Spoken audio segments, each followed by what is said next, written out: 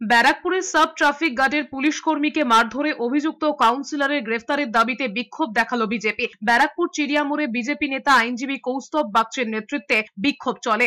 হাতে চুরি নিয়ে বিজেপি কর্মীরা বিক্ষোভ দেখান। কৌস্তভ বাগচি অভিযোগ করেছেন তারা পুলিশের হয়ে কথা বলতে এসেছেন, অথচ পুলিশই তাদের বাধা দিচ্ছে। রাজ্যের যা পরিস্থিতি তাতে পুলিশের চুরি পরে ডিউটি করা উচিত। এখানে সাধারণ মানুষ বা বিরোধী রাজনৈতিক দলের ব্যাপার নয়, পুলিশের লোক মার খেয়েছে, এটা যদি সাধারণ মানুষের কাছে এই বিষয়টা যদি এস্টাবলিশড হয় যে পুলিশকে মেরে তৃণমূলের নেতারা পার পেয়ে যাবে, গুন্ডা মস্তানরা পার পেয়ে যাবে, তো মানুষের তো পুলিশের প্রতি ভরসা থাকবে না। ব্যারাকপুরের তো কমিশনার প্র্যাকটিক্যালি তৃণমূলের দালাল, এ তো দলদাস। এ চাকরিটা করে হয়তো সরকারের, কিন্তু প্র্যাকটিক্যালি দালালিটা করে তৃণমূলের।